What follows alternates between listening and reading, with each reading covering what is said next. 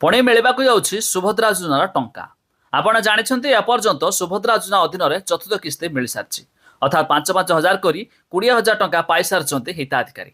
यही आसवाक जाऊँगी पुणी टंका क्या मिल केवे मिल भिडियो जाना शेष पर्यटन देखी रखु। जदि आपण भी जड़े सुभद्रा हिताधिकारी होते पूर्व वीडियो को लाइक करेंगे, सब्सक्राइब करनथिले एवं सब्सक्राइब कर पाखर थिबा बेल आइकन को दबाई दिंतु।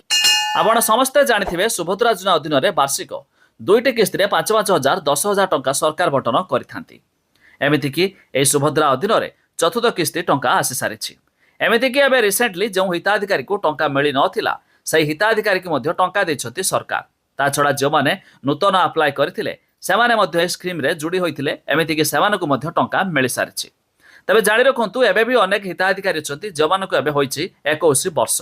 आ यह जानिथिबे 21 रु 68 वर्ष बयस मध्य हिताधिकारी ए सुभद्रा रे शामिल होइथांती। तबे खूब शीघ्र सुभद्रा रे पुणी मध्य पोर्टाल रीओपन हेबाकु जाउछि, जा जरिया रे जोमाने अप्लाई करि नथिले सेमाने मध्य अप्लाई करि पारिबे। हेले सबठारु बड़ कथा ए टंका पाए पाइले आपणकर डीबीटी एनेबल बैंक अकाउंट रहितबा जरूरी। एमिति कि आपणकर बैंक रे केवाईसी वगैरह रहितबा आवश्यक, जा द्वारा मध्य सरकार टंका पठाले भी आपणक खाता रे जमा होइजिवो। एबे चतुर्थ किस्ती मिलिथिया बेले खूब शीघ्र आउ एक किस्तीर 5,000 समस्तଙ୍କୁ आसवाकू जाउछि, अर्थात पंचम किस्तीर आउ 5,000 समस्ते मध्य पाइबे खूब शीघ्र। तेबे यार वेबसाइट लिस्ट देखिया पाई हेले लिंक देछु आमे डिस्क्रिप्शन ले जाई मध्य चेक करि पारिबे। ता छडा ए सुभद्रा योजना अधीन रे जो माने नुआ अप्लाई करथिले एमिति कि पूर्वरु जो हिताधिकारीकर डीबीटी एनआर बैंक अकाउंट पई केवाईसी पई कटिथिला जो माने टंका पाइ नथिले सेमानकु मध्य बे रिसेंटली सरकार टंका पैठ करिसथि।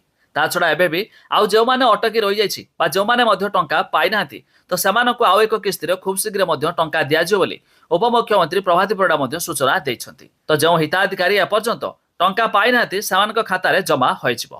हेले ता पूर्वरु सेमानकु ई केवाईसी एमिति कि डीबीटी एनआर बैंक अकाउंट अछि कि नै ता निहाती चेक कराइ नेबा जरूरी।